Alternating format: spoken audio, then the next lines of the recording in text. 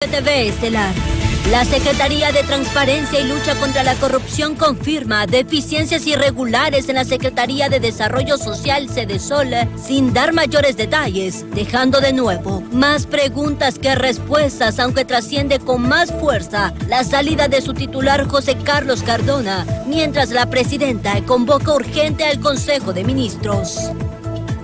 Y por otro lado, consternación en San Manuel del Cohete Lempira. 2 hermanitos han fallecido tras sufrir un fuerte dolor de estómago. Los médicos no han podido dictaminar si se trata de un caso de intoxicación alimenticia o envenenamiento.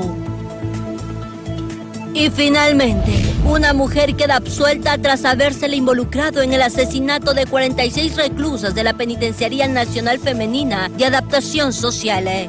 Quédese con nosotros, esto y más, ahora en Impacto BTV Estelar, el poder de la noticia.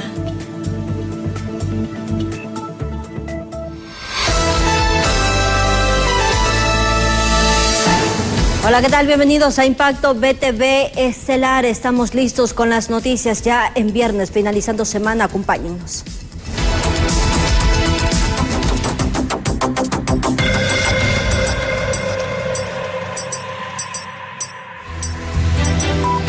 Y así damos paso a las noticias, más preguntas que respuestas. El titular de la Secretaría de Transparencia y Lucha contra la Corrupción, Sergio Cuello, ha confirmado ya una deficiencia irregular en la Secretaría de Desarrollo Social Cedesol. Añadió que se realizan también las auditorías a nivel nacional, una situación que sectores cuestionan, porque de no resolverse este tipo de prácticas podrían continuar replicándose en las demás secretarías, recayendo en perjuicio del pueblo hondureño. Sorpresas y más sorpresas se van encontrando dentro de la Secretaría de Desarrollo Social luego que saliera a la luz pública un video del ministro José Cardona y la congresista Isis Cuellar conversando sobre un presunto desvío de fondos públicos para fines proselitistas. Ahora el ministro de la Secretaría de Transparencia y Lucha contra la Corrupción, Sergio Cuello, informó del hallazgo de deficiencias relevantes en diversos aspectos clave de esta institución. Sin embargo, aún quedan más preguntas que respuestas, pese a haber asegurado que se presentará un informe detallado a las autoridades competentes. Deficiencias relevantes en cuanto a la información presentada, la emisión de cheques, el control interno, la ejecución y la liquidación del gasto, y en general la gestión administrativa y financiera, razón por la cual a partir de la fecha el personal designado se desplazará hacia el territorio para verificar físicamente los proyectos, instituciones, organismos, personas o familias beneficiarias de los fondos. Mientras desde la sociedad civil piden un abordaje investigativo integral, ya que no descartan que pueda existir el desvío de fondos en otras secretarías para la compra de voluntades para salir favorecidos en las próximas elecciones. Si la investigación logra arrojar resultados de forma independiente, estaríamos viendo no solo la titularidad de Cedesol en este caso. Hay que mencionar que estos fondos no solo son canalizados o autorizados por Cedesol, sino que también tenemos secretarías como el PIS, tenemos a la CID, tenemos Educompras, tenemos Codepor, es decir, hay toda una institucionalidad de la administración central que sigue también aprobando este tipo de fondos y evidentemente, si vimos irregularidades o posibles irregularidades en una Secretaría de Estado, también podrían presentarse o expandirse precisamente a otros. Desde el sector oficialista piden sin distinción del color político el Ministerio Público pueda proceder legalmente, de lo contrario, estas mismas acciones continuarán replicándose y el dinero estatal lo destinarán para fines ajenos a su propósito. Todos aquellos que hayan utilizado fondos de manera irregular, hacer los requerimientos fiscales necesarios y ojalá, ¿verdad?, que en este caso, no como en otros, ¿verdad?, sí haya responsables y se educan responsabilidades, porque si no pasa eso, entonces lo que se está promoviendo es que estos actos pues queden en la impunidad y luego se puedan repetir con más facilidad. Las autoridades de transparencia y lucha contra la corrupción dijeron también que reforzarán las auditorías en otros. Y a propósito de este tema, el protagonista del conflicto también ha ya llegado a Casa Presidencial, donde la presidenta Xiomara Castro ha convocado urgentemente un consejo de ministros ese día. Berenice Amayo, usted se encuentra en el lugar. Entendemos, en horas más tempranas ha llegado el ministro José Carlos Cardona. ¿Qué se sabe hasta este momento? Porque también ellos continúan reunidos con la mandataria. ¿Qué es lo que ha dicho él hasta ahora? Buenas noches.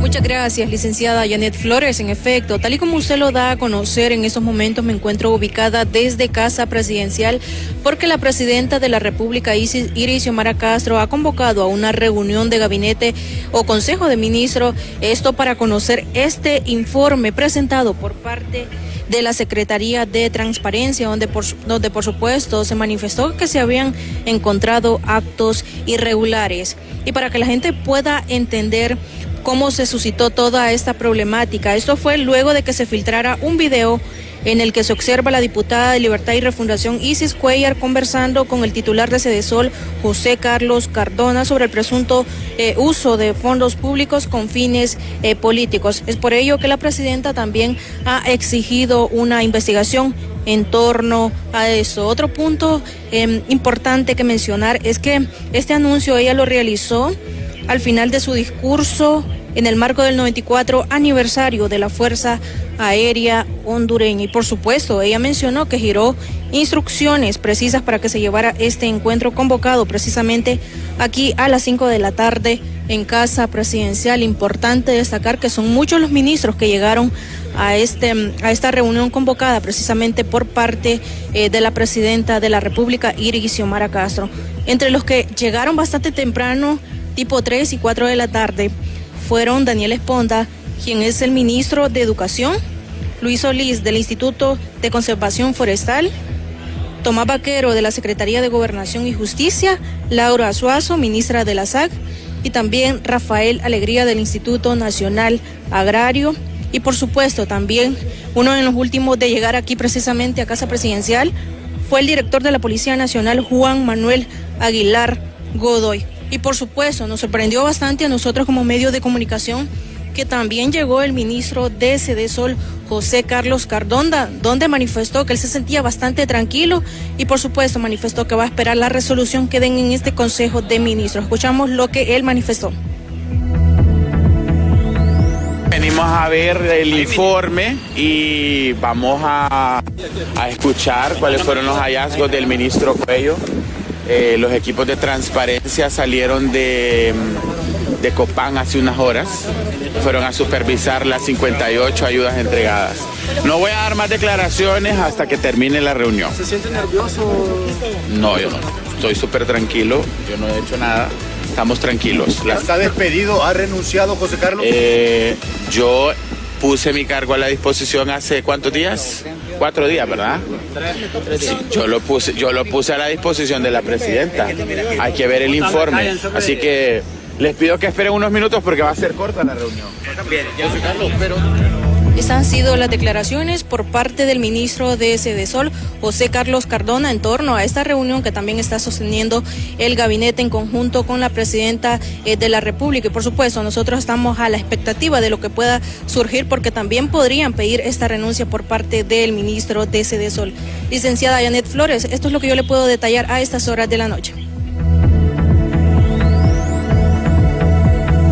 Perfecto, Berenice, gracias por el informe. Estaremos al pendiente porque entendemos después de esa reunión también habrá una comparecencia de prensa donde estaremos nosotros conociendo cuál ha sido la determinación que se ha tomado en este Consejo de Ministros conforme a lo que está sucediendo ya en la Secretaría de Desarrollo en Sedesol y donde se ha dicho incluso que estaría renunciando o que ya habría interpuesto la renuncia el ministro José Carlos Cardona. Ahora bien, el Tribunal Superior de Cuentas también tiene menos de 30 días para poder presentar un informe detallado sobre el manejo de todos estos fondos en la Secretaría de Desarrollo Social Sedesol, donde ya está designada una comisión auditora que será la encargada de investigar este caso. El Tribunal Superior de Cuentas inició una investigación especial sobre la denuncia de un supuesto uso indebido de fondos del Estado, particularmente del presupuesto de Sedesol. La comisión auditora a cargo perteneciente a la Agencia de Auditoría del Sector Social se desplazó a las oficinas centrales de Sedesol, donde se entrevistó con el suministro del señor José Carlos Cardona con el auditor interno, con el gerente de administración y con el encargado de los programas de ayuda. En dicha reunión de acercamiento se presentaron los auditores que se les informó del inicio de la investigación especial, la misma que ya inició con la revisión de toda la documentación que está siendo en este momento analizada. Y a propósito de lo que les decía y lo que ha trascendido en estas últimas horas, la salida del ministro de Sedesol, José Carlos Cardona, ya no puede ser el punto final de una posible red de impunidad. Así lo ha expresado el sacerdote jesuita Ismael Moreno, mejor conocido como el Padre Melo, quien exige al Ministerio Público una investigación profunda y transparente. No basta con la renuncia del funcionario, advierte, y también que la sociedad hondureña merece respuestas mucho más serias que ese informe churro de ministro de Transparencia.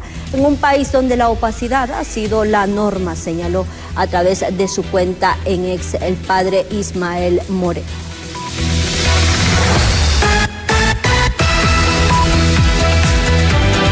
Los diputados del oficialismo aseguran que se realizarán también las investigaciones de forma integral en el caso de la Secretaría de Desarrollo Social para contrarrestar los cuestionamientos que la justicia actúa de forma parcial. Libertad y Refundación no tapa como en el gobierno de Pepe Lobo, que sabían lo del Seguro Social y dijo que no lo destapaba esa olla porque iban a perder las elecciones.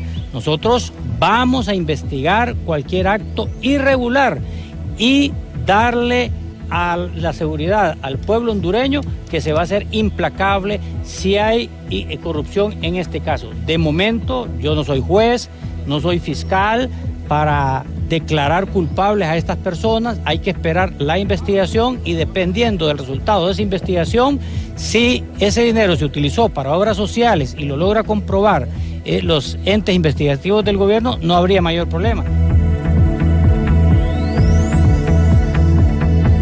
Bueno, mucha discordia ha causado, por supuesto, este tema, y no solamente dentro de los miembros del oficialismo, también entre las diferentes bancadas políticas.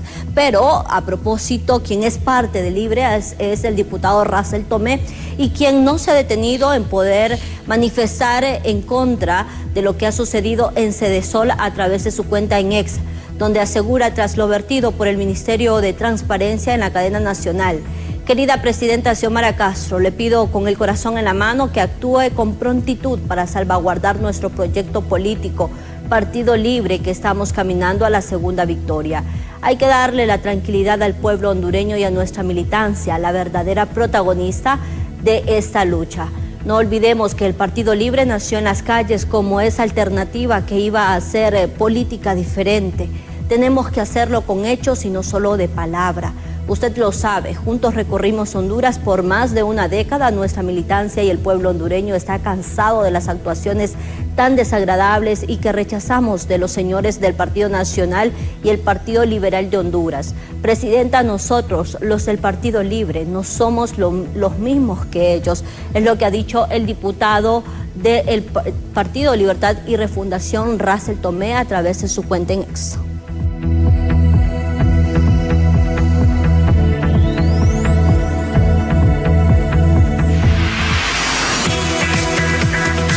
Y al volver le seguimos detallando acerca de lo que ha dicho el COEP. Son más de 4.2 millones de hondureños los que viven en la extrema pobreza. Ya volvemos.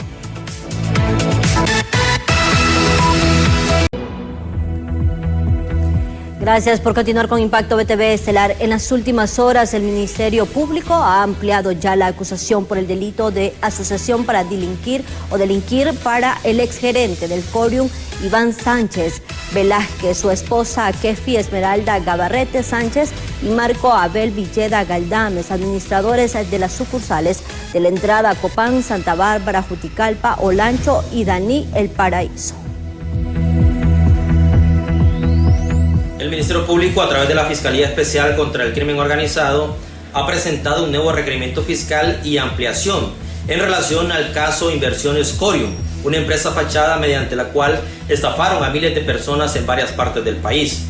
En este caso, esta nueva acusación es por el delito de asociación para delinquir y se imputa al gerente de Corion Inversiones, Iván Abad Velázquez, a su esposa Kefi Esmeralda Gabarrete Sánchez y Marco Abel Villeda Galdames, quienes inicialmente fueron acusados por lavado de activos y que están con este proceso penal vigente. Asimismo, en este mismo requerimiento fiscal se acusa a los administradores de las sucursales de la entrada Copán, Santa Bárbara, Juticalpa, Olancho y Dalí El Paraíso. Estos imputados, de acuerdo a la investigación del Ministerio Público, se asociaron para ejecutar una actividad fraudulenta con la que captaron dinero de miles de personas, ofreciendo un 5 de interés semanal, una promesa inviable en una operación financiera legal. Y ahora bien, el puente que une a las colonias Guadalupe y Las Brisas en San Pedro Sula sucumbió ante las lluvias de este jueves y desde la madrugada el tramo permaneció incomunicado. La municipalidad aseguró que se reconstruirá desde cero a un costo estimado de 100 millones de lempiras.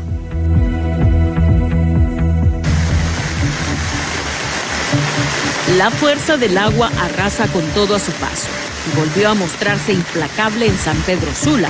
Bastaron apenas unos minutos de intensa lluvia en la parte alta de la ciudad para que el caudal del río de Piedra se transformara en una violenta corriente que socavó uno de los pilares del puente ubicado sobre la avenida Prolongación Junior en la colonia Las Brisas. En cuestión de instantes la estructura cedió, desplomándose y dejando al descubierto la vulnerabilidad de la infraestructura. Pero en el Merendón la lluvia fue torrencialmente fuerte, duró un par de horas con esa lluvia fuerte continua, y los escurrimientos de la montaña hacia la parte baja de la ciudad de San Pedro Sula, ya tuvimos el incidente ya de que esa agua que descendió rápidamente socavó las bases del puente que está a la altura cerca de Expocentro y del Boulevard Avenida Junior. En esta zona el puente cedió prácticamente. A criterio de expertos en el área, el colapso del puente, que sirve de alivio al tráfico del Boulevard del Norte, se pudo haber evitado dando el mantenimiento respectivo cada 5 años. Si se hubieran seguido las recomendaciones que en el año 2015, cuando hicimos un estudio evaluativo de todos los puentes de la ciudad de San Pedro Sula, en nuestra parte conclusiva decíamos que cada 5 años mínimo deberían de estar haciendo una evaluación exhaustiva de todos los puentes existentes en la ciudad. Mientras tanto, los ciudadanos que residen en la zona reclaman a las autoridades por no haber evitado que el puente sucumbiera, ya que desde su construcción no se hicieron pilotes, sino que se utilizaron bases superficiales, y en el pasado incluso el puente ya había sido reparado. Opino yo que aquí las autoridades aquí en nuestro país, pues hasta que sucedan las cosas, pues toman cartas en el asunto, porque la mera realidad que yo pensaba que este puente, que está a este lado, que está parado todavía, era el que se iba a caer, no aquel. Pero este puente cualquier rato colapsa también, entonces yo creo que las autoridades tienen que poner manos en el asunto, porque hasta peligroso es que la gente pase por ahí y se vaya con todo y ese puente abajo del río. Por su parte, la alcaldía sanpedrana anunció que los puentes gemelos se construirán nuevamente, representando una inversión aproximada de 100 millones de lempiras. Con imágenes de Rigoberto Escobar, les informó Cintia López.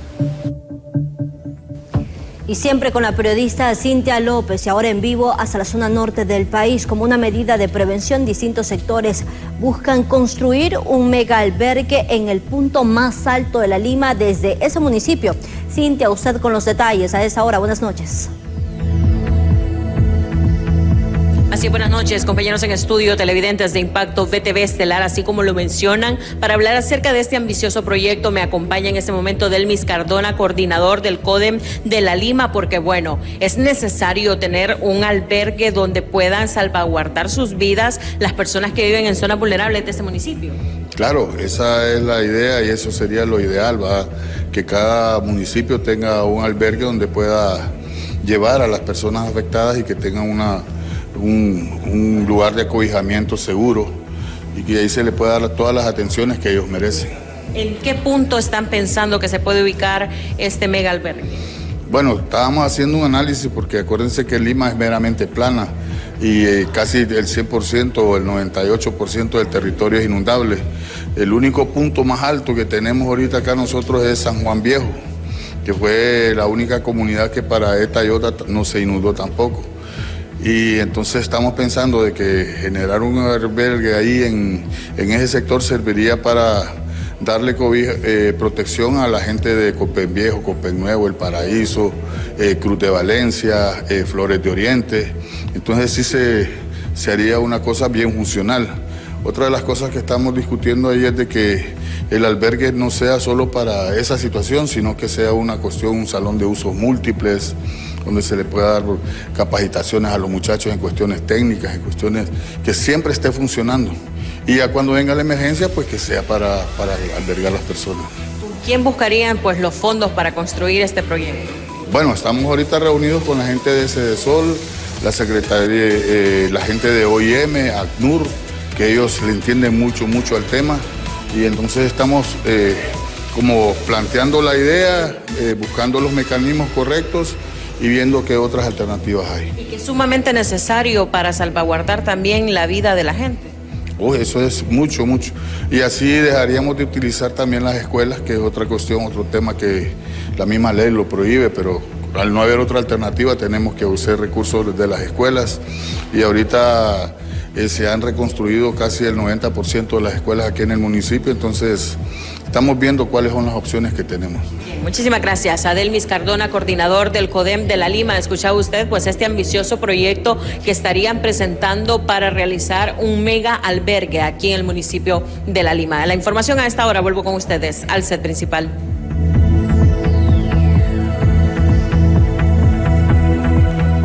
Gracias, Cintia, por el informe. Ahora cambiamos completamente de tema.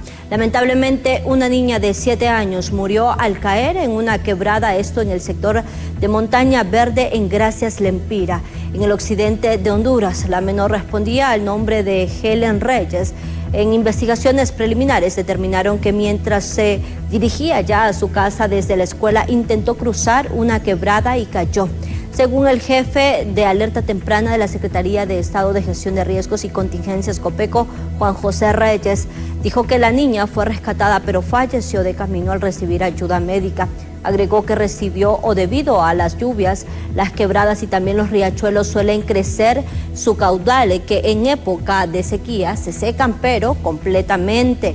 No dejemos, dice él, además que los niños vayan solos a las escuelas, principalmente en el interior del país, aconsejó el portavoz de Copeco.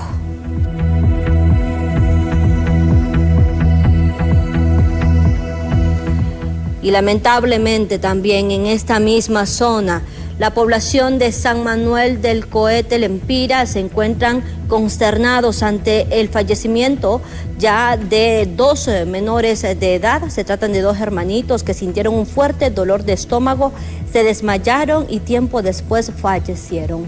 Los mismos también ya han estado investigando el caso porque 2 hermanitos más se encuentran en estado de gravedad internos en el Hospital Juan Manuel Gálvez en Gracias Lempiras. Los médicos no han podido determinar de qué se habría tratado ya este hecho, si a una intoxicación alimentaria o a un envenenamiento. Los 2 hermanitos sintieron un fuerte dolor en el estómago, esto es lo que han dicho las autoridades, es lo que se sabe nada más hasta este momento.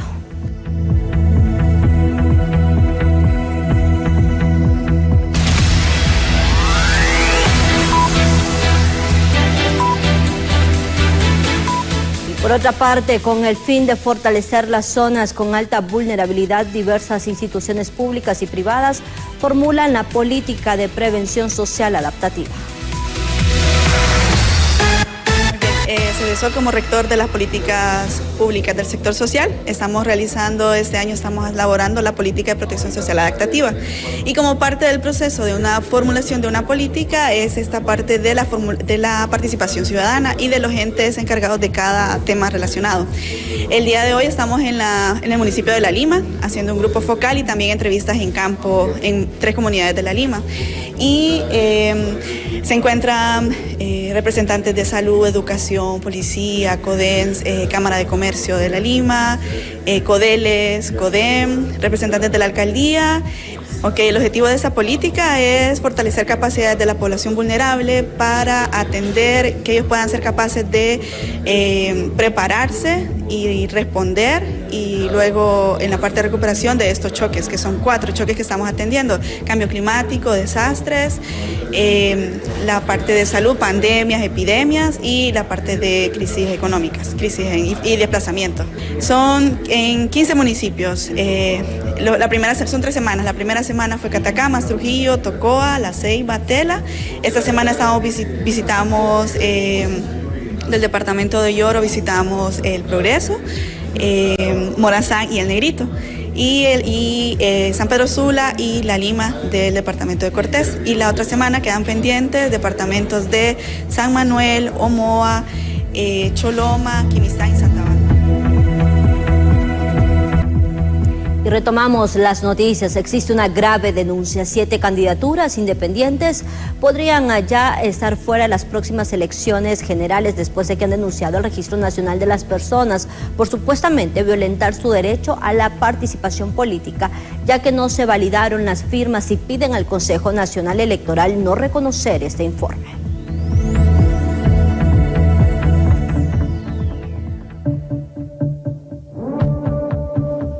Como un duro golpe a la democracia y una violación al derecho de elegir y ser electo. Así catalogan candidatos independientes el informe del Registro Nacional de las Personas, en el que, sin especificar ampliamente, señalan que las firmas y huellas digitales presentan inconsistencias, por lo que las 27 candidaturas independientes que presentaron solicitud de inscripción podrían quedar fuera de las elecciones generales. Después de haber revisado las firmas, ha establecido que de las 5.780 firmas nuestras, evaluó 112 y dice que 70 de esas no son coincidentes con las personas, según su registro, que 40 son coincidentes y que una tiene error.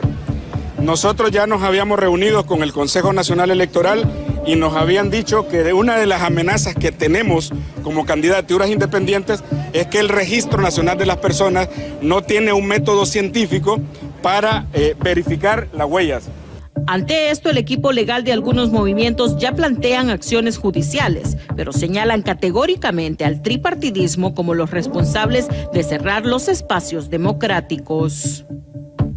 En el ámbito jurídico tendríamos o se nos habilitarían acciones judiciales para presentar y digamos solicitar la protección urgente de derechos fundamentales, particularmente el derecho a elegir y ser electo por parte de las personas que desean inscribirse, pero además de la ciudadanía en general, que estaría siendo impedida de tener alternativas al tradicionalismo político, que valga decir, el mismo tradicionalismo político, el Partido Libertad y Refundación, Partido Nacional y Partido Liberal, son quienes tienen control del Registro Nacional de las Personas, que es quien está dejando fuera a las candidaturas independientes, y del Consejo Nacional Electoral, que es quien tendría la última decisión. ¡El Colegio Independiente por la Dignidad de San Pedro Sula! ¡Que viva! Las candidaturas independientes defienden que su inscripción para el proceso electoral del 30 de noviembre es esencial para garantizar un ejercicio democrático con alternativas ciudadanas. De lo contrario, se enviaría un mensaje equivocado a la población sobre la forma de hacer política en el país. Con imágenes de Rigoberto Escobar, les informó Cintia López.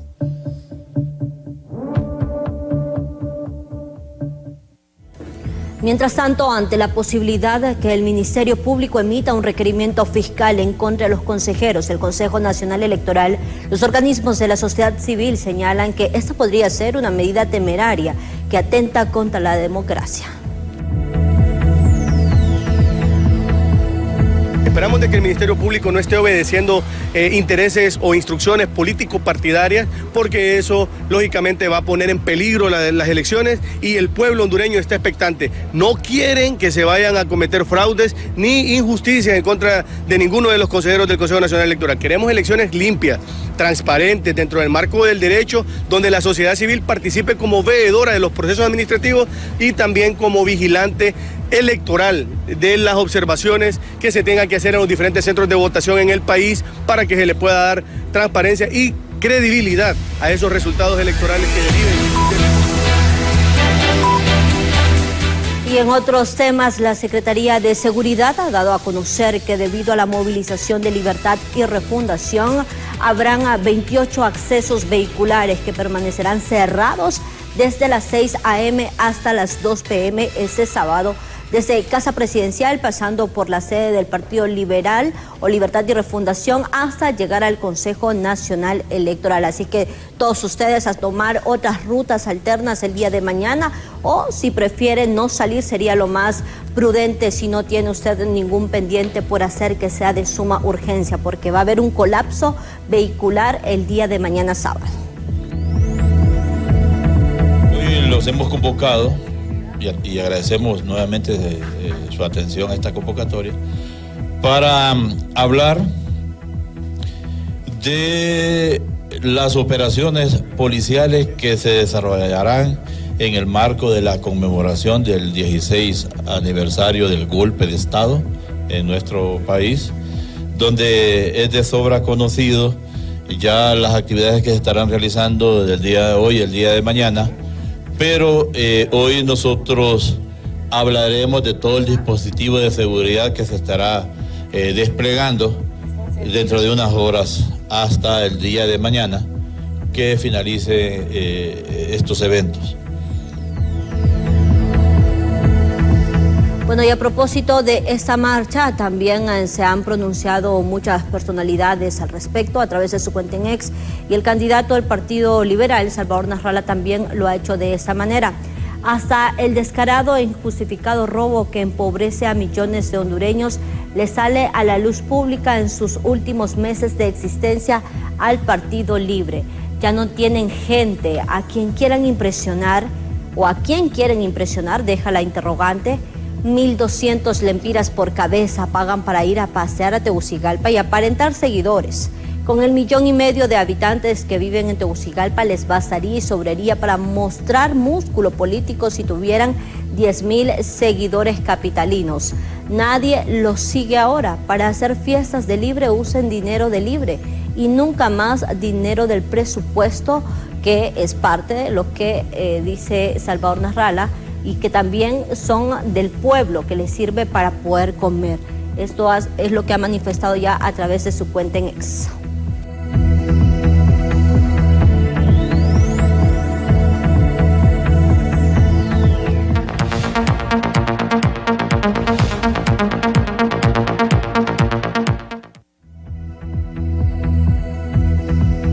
Mientras en otros temas el sector privado le recomienda al gobierno priorizar la generación de empleos, ya que la pobreza extrema está afectando a más de 4 millones de hondureños que no tienen un ingreso digno para poder satisfacer sus necesidades más básicas.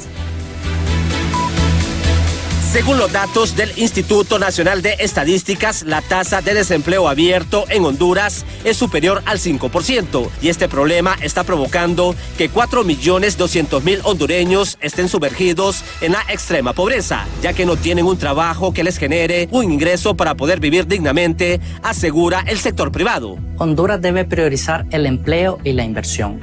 Ante un panorama donde 386.000 personas están desempleadas y 1.5 millones trabajan en informalidad sin ingresos estables ni seguridad social. Además, 6.4 millones viven en pobreza, de los cuales 4.2 viven en pobreza extrema. Por su parte, el director del Instituto Nacional de Estadísticas no comparte los datos de la empresa privada y asegura que en este gobierno la pobreza extrema se ha reducido sustancialmente. Donde el COEP saque sus datos, lo desconozco.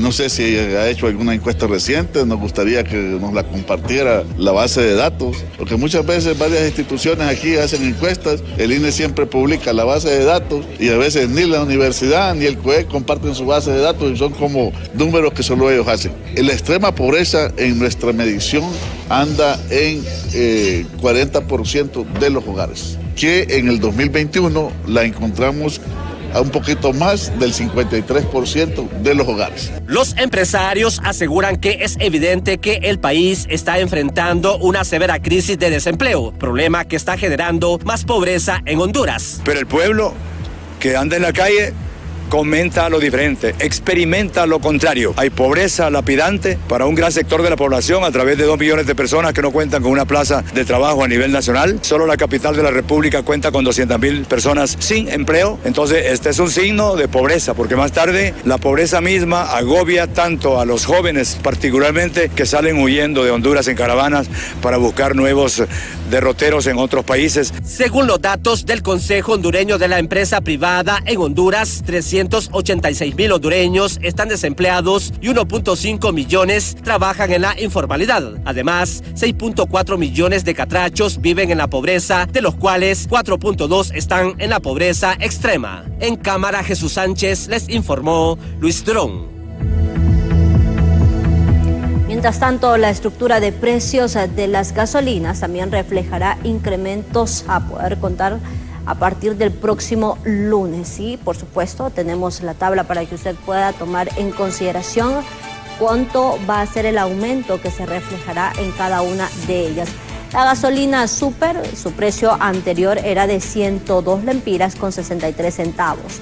El aumento ha sido de 50 centavos y usted lo va a poder encontrar a 103 lempiras con 13 centavos. Asimismo, la gasolina regular ha subido 47 centavos y su precio nuevo será de 94 lempiras con 32 centavos. El querosén también ha tenido este incremento un poco mayor de 1 lempira con 66 centavos. Usted lo va a poder encontrar a 74 lempiras con 53 centavos. El diésel no se queda atrás y sube 1 lempira con 45 centavos. Lo va a poder obtener a 50 o a 84.27 lempiras. El gas doméstico una semana más se mantiene y el vehicular sí sufre este aumento que ha sido de hecho el más leve entre todos ellos y ha tenido ese precio nuevo de 47 lempiras con 14 centavos. Es momento de hacer una nueva pausa y no nos cambie que ya volvemos.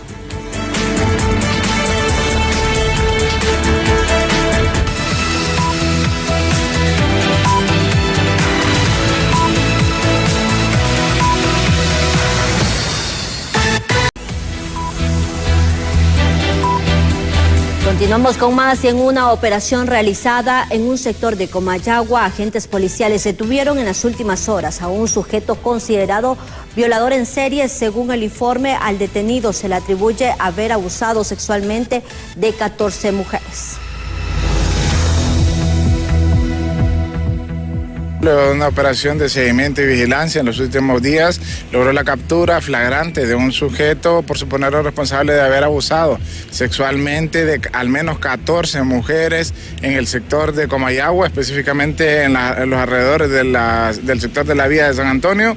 La detención se realizó de manera flagrante por agentes de la Unidad Metropolitana de Policía número 3 de Comayagua y al sujeto, pues las características de él, es un sujeto de 30 años de edad. Él es originario y residente de la aldea del Campanario, en ese sector de la vía de San Antonio en Comayagua, y al momento de su detención a él se le despojó de un arma de juguete con la que amedrentaba a sus víctimas, de igual forma una mochila, 2 teléfonos celulares y un vehículo tipo motocicleta, mismas que han sido reconocidas por las víctimas, todas estas prendas que anunciaba anteriormente.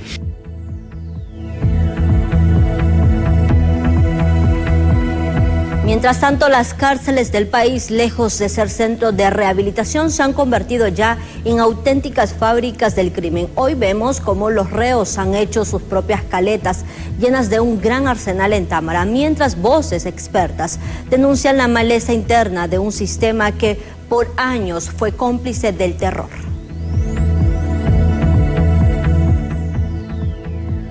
Lo que debía ser un lugar de castigo se convirtió en el centro de operaciones del terror.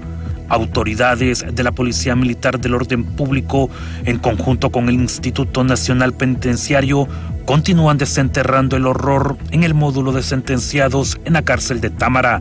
Hasta ahora han sido localizadas 3 caletas repletas de armas escondidas por los mismos privados de libertad. Hablamos de armas de fuego de alto poder. Cabe mencionar que es increíble, inverosímil incluso de pensar cómo se pudieron haber metido estas armas de fuego y que obviamente nos queda claro que la corrupción es campante todavía y de que hay que investigar de manera profunda para ver qué personas son las que están permitiendo que ingresen estas armas de fuego de alto calibre. Las cárceles en Honduras no rehabilitan, transforman criminales en capos. Durante años estos recintos han sido escuelas del crimen donde los reos no solo desafiaban a las autoridades, sino que mandaban a matar, a extorsionar e incluso secuestrar desde adentro hacia afuera. Los centros penitenciarios, todos, y cuando le digo que todos, es que todos, son una mina de oro. Así. En la medida que usted escarba, ¿se acuerda cuando se hizo la primera intervención? ¿Se acuerda? Hace 19 meses lo que se encontró en los centros penales del país. Si siguen escarbando, como decimos nosotros, si se sigue con esa operación Armadillo, o Cuzuco, como le querramos llamar, van a seguir encontrando cosas. Miren, allí en Támara habían lugares que ni la misma policía entraba, porque quienes comandaban ahí es como que era impermeable ingresar a cualquier autoridad. La corrupción huele desde los barrotes. No se trata solo de los reclusos peligrosos. Autoridades del pasado habrían permitido el ingreso de armas, droga y dinero en plena luz del día. El sistema colapsó, pero ¿qué se está haciendo ahora de diferente? Más bien es repugnante estar escuchando a un privado de libertad que lo que quiere hoy es que lo estemos contemplando. Ya le pagamos seguridad, alimentación, no paga por nada. Y aparte va a estar dañando al pueblo hondureño, no es posible. Que este no es problema del director. Le pregunto yo, ¿eso entró en el tiempo del director? Mírelo, solo lógica, mírelo ahí. No entró en el tiempo del director. Entonces, lógicamente hay un montón que quieren que cambien el director también. ¿Por qué? Porque les está quitando el dinero, porque no permite que dinero se mueva aquí. Mire, dentro del próximo tiempo, en ningún centro penal se va a manejar un lempira. Autoridades penitenciarias exigen al Ministerio Público que actúen sin contemplaciones contra los policías y funcionarios penitenciarios que vendieron su honor por un fajo de billetes. Las investigaciones apenas comienzan, pero el hedor de la impunidad lleva años impregnado en los muros de las cárceles hondureñas. Con imágenes de Elvis Zambrano, les informó Walter Pérez. Además, la Sala 2 del Tribunal de Sentencia en materia de criminalidad organizada, medio ambiente y corrupción ha dictado ya un fallo absolutorio a la ciudadana Arleni Saray Guerra Portillo por su participación en la masacre ocurrida en la Penitenciaría Nacional Femenina de Adaptación Social. Además, fue absuelta ya de estos 46 delitos de asesinato, 4 de asesinato en su grado de ejecución de tentativa, también de asociación para delinquir. Así es, efectivamente, pues en ese día la Sala 2 del Tribunal de Sentencia con competencia nacional en materia de criminalidad organizada, medio ambiente y corrupción dictó fallo absolutorio a la ciudadana Arleni Saray Guerra Portillo por su participación en la masacre ocurrida en el Centro Penitenciario Nacional Femenino de Adaptación Social, PENFAS, ¿verdad? A ella se le absolvió de todos los delitos, de 46 delitos de asesinato, 4 delitos de asesinato en su grado de ejecución, tentativa inacabada y asociación para delinquir. Quiero pues acotar que ella hubieron testigos víctimas también de este incendio, de lo que ocurrió en este centro penitenciario. Hubieron pruebas testificales que mencionaron que ella fue una víctima más. Mientras tanto, las organizaciones feministas cuestionan el actuar de las autoridades en esclarecer las muertes violentas de mujeres en medio de un denominado estado de excepción. El hecho más reciente ocurrió ya el día de ayer en horas de la noche en el sector de Las Uvas, donde Andrea Michel, de 29 años, fue asesinada a disparos por desconocidos. Pareciera de que no se le está poniendo mano a a estos delitos contra las mujeres. Y en realidad tenemos un 95% de impunidad y eso les da carta libre a los femicidas para que continúen haciendo sus fechorías. Hechos lamentables, hechos horrorosos lo que están viviendo las mujeres. En medio del estado de excepción, eso, más de 200 días del estado de excepción, que ya ni siquiera debería llamarse estado de excepción, y las mujeres estamos en el centro de todo lo que tiene que ver con estas muertes violentas de mujeres y femicidios.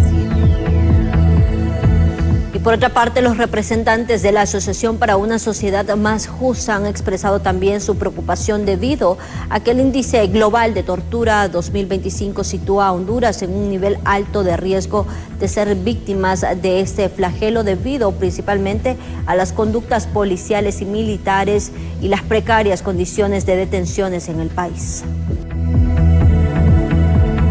Una realidad constante en nuestra historia, en nuestra situación, en nuestro contexto social.